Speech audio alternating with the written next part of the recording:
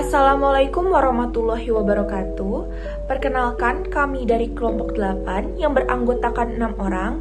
Yang pertama ada Kalisa Salsabila Ramadhani, yang kedua ada Dwi Andra Aulia, yang ketiga adalah Nabila Nur Aini, yang keempat ada Nur Cahaya Ananda, yang kelima ada Monica Helena, yang keenam adalah Kania Septavioni. Di sini, kami akan menjelaskan kasus incest grup Facebook Fantasi Sedara. Baik, di sini saya akan menjelaskan terkait latar belakang mengenai kasus tersebut. Jadi, kasus yang melibatkan grup Facebook bernama Fantasi Sedara kini telah menghebohkan masyarakat Indonesia. Grup ini yang kemudian berganti nama menjadi Suka Duka, kini diketahui memuat konten fantasi seksual yang berkaitan dengan incest dan bahkan eksploitasi anak di bawah umur. Penyelidikan polisi menunjukkan bahwa grup ini telah aktif sejak Agustus tahun 2024 dengan ribuan anggota. 6 orang telah ditetapkan sebagai tersangka, termasuk para admin dan kontributor utama, dengan bukti berupa ratusan gambar dan video pornografi yang ditemukan dalam perangkat mereka. Kasus ini bukan hanya persoalan hukum, tetapi juga menyangkut nilai-nilai moral dan sosial yang fundamental.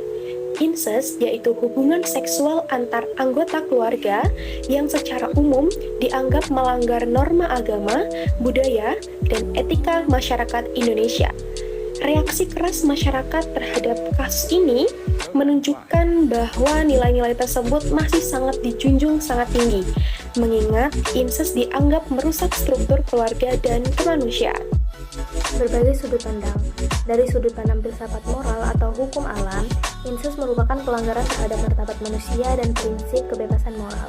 Menurut filsuf hukum Immanuel Kant, manusia harus dilakukan sebagai tujuan, bukan alat untuk memenuhi keinginan.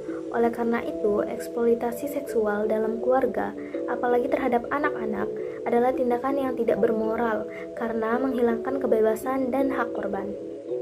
Dari sudut pandang filsafat sosiologi hukum, kasus ini mengungkap relasi hukum dengan realitas sosial di mana masyarakat digital rentan terhadap penyalahgunaan platform media sosial. Tingginya partisipasi 402 member group menunjukkan perlunya pendekatan hukum yang tidak hanya represif, tetapi juga preventif melalui edukasi masyarakat tentang bahaya pornografi anak. Dari sudut pandang positivisme hukum seperti dalam hukum Indonesia, pengaturan mengenai incest masih terbatas dan belum menyeluruh.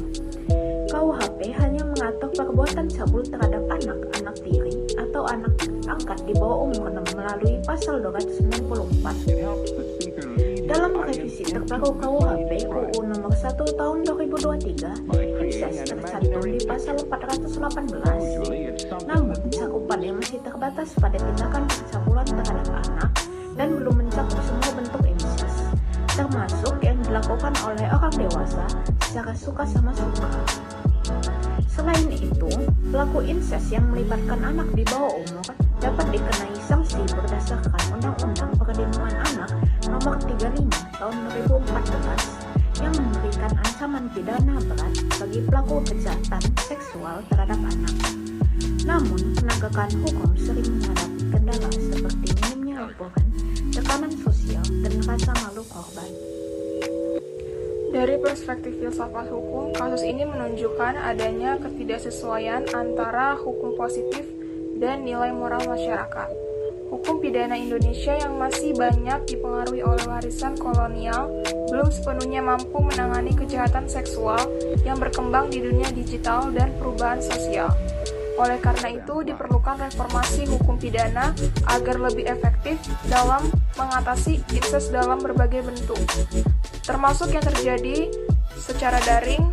Menurut hukum Gustav Rothbruck, hukum harus mencerminkan rasa keadilan masyarakat, dan dalam konteks ini, kriminalisasi incest bukan hanya soal penegakan norma, tetapi juga perlindungan hak asasi manusia, khususnya anak-anak korban kekerasan seksual. Hukum harus berfungsi sebagai alat perlindungan, bukan hanya alat hukuman. Kasus ini menegaskan pentingnya, yang pertama, melakukan revisi dan memperjelas aturan hukum mengenai incest agar mencakup semua bentuk dan modusnya, baik offline maupun online. Yang kedua, meningkatkan edukasi digital dan kesadaran masyarakat akan bahayanya konten seksual menyimpang di media sosial. Yang ketiga, memperkuat perlindungan korban melalui pendekatan hukum, psikologi, dan sosial yang terpadu. Kesimpulan dari kasus ini, grup Facebook Fantasi Sedarah mencerminkan tantangan yang besar di era digital, yaitu benturan antara kebebasan berekspresi, kemajuan teknologi, dan perlindungan nilai moral serta hukum. Dari sudut pandang filsafat, incest merupakan pelanggaran terhadap hakikat manusia dan tatanan sosial. Secara hukum, kasus ini menuntut pembaruan regulasi dan penegakan hukum yang lebih tegas, demi melindungi generasi muda dan menjaga martabat bangsa. Baik, itulah tadi penjelasan dari teman-teman terkait kasus yang melibatkan grup Facebook bernama Fantasi Sedarah. Dari kasus ini, kita dapat mengambil poin penting terkait tantangan besar di era digital antara kebebasan berekspresi, teknologi, dan perlindungan nilai moral serta hukum. Dalam kasus ini, juga diperlukannya pembaruan regulasi dan penegakan hukum yang tegas untuk melindungi generasi muda dan menjaga martabat bangsa. Sekian presentasi dari kelompok kami akhiri. Wassalamualaikum warahmatullahi wabarakatuh.